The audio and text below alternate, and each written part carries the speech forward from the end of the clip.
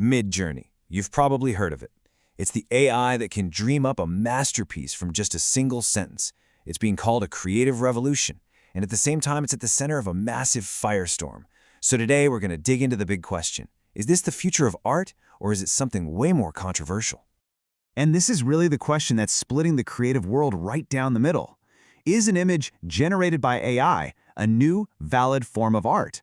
Or is it just a really high-tech way of stealing from human artists? And trust me, the answer is not nearly as simple as you'd think. And look, this isn't just some philosophical debate for tech geeks. Artists themselves are right in the thick of it. Take this Reddit user, Zaller34, who's an artist. They're saying the whole theft argument is just too simplistic. They see something much more complex, much more nuanced going on, and they feel like the backlash is kind of missing the point. So, to figure out who's on the right track here, we can't just judge the final pretty picture. We have to go deeper. We really need to understand how these AI artists actually, well, think. So let's pop the hood and see what's really going on in there. Okay, so what is actually happening inside the AI's mind? Let's break it down. Because the reality of how this works is probably way stranger and honestly more fascinating than you might imagine. First things first, we have to clear up a huge misconception. A lot of people think Midjourney is like a digital Frankenstein, stitching together little pieces of other images. That's a real technique called photo bashing, but that's not what Midjourney does. It uses a process called diffusion, which is way more like a sculptor starting with a block of marble. It starts with a total mess of chaos and carves out something entirely new. Here's a great way to think about it. Imagine you're lying on the grass, looking up at the clouds, and you see one that kinda looks like a dog. Diffusion is like having a magic wand that makes that cloud more and more and more dog-like, refining the shape until it's unmistakable. The AI isn't copying a photo of a dog. It's finding the idea of a dog in random static and bringing it into focus. So how does this actually work in practice? Well, it's basically a four-step process. First, it starts with a canvas of pure digital noise. Think static on an old TV. Then it looks at your text prompt, a photorealistic cat playing a tiny piano. Next, it starts to clean up that noise, getting rid of any static that doesn't look like a cat or a piano. And finally, after thousands and thousands of tiny adjustments, a completely new, clear image just emerges from the chaos. And this brings us to maybe the most important technical idea here, abstraction. The AI is not a giant photo album, it's more like a student of art history. It doesn't memorize specific images. What it does is learn the concepts behind them. It learns what makes a line, what gives it that lininess. It learns what makes a figure look like a figure, that figuriness. It's learning the actual essence of our visual language. Still not convinced? Okay, let's look at the cold, hard data. For every single image it's trained on, the Midjourney model stores less than half a bit of information. Now, to create one single colored pixel, you need 8 bits. That means the AI is storing less than 1/4 millionth of the data needed for one pixel. It is mathematically impossible for it to be storing copies. The case on that front is pretty much closed. So, if it's not copying, what's all the fuss about? Well, that's where we enter the great creative debate, a battleground where art, law, and technology are clashing like never before. Right at the heart of all this controversy is a massive lawsuit. A group of artists is suing Midjourney, and their argument is that the AI was illegally trained on billions of their copyrighted images without any permission. Their smoking gun?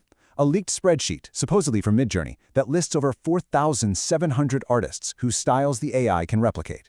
For the artists, this is just plain proof of theft. For Midjourney, it's a matter of fair use, a legal concept that is about to be tested in a huge way. But this isn't just a legal fight. As another Redditor points out, it's a deeply emotional one.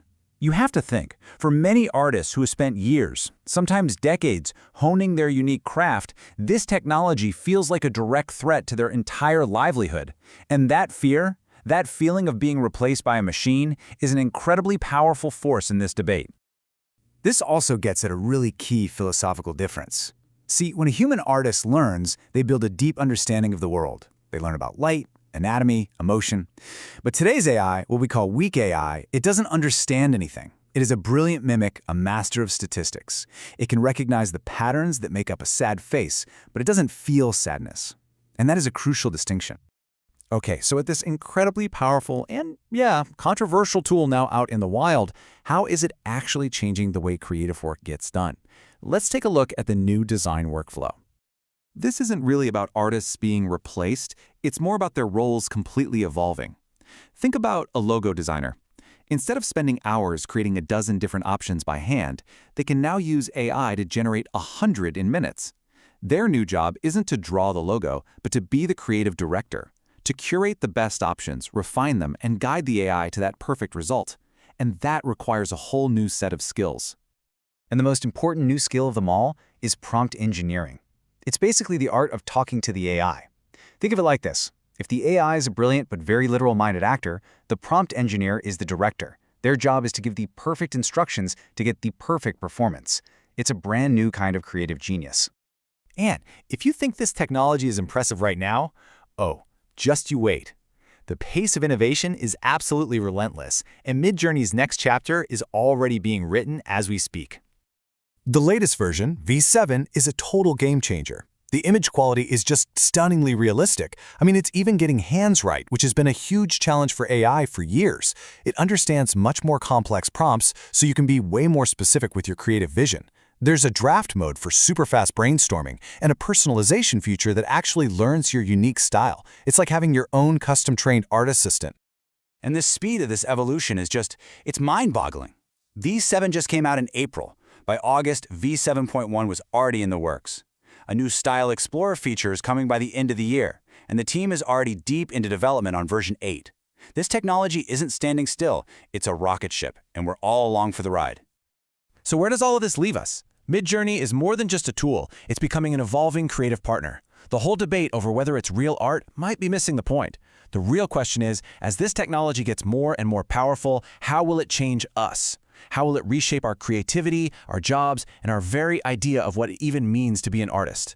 That's the next chapter of this story, and it's one we're all going to be writing together.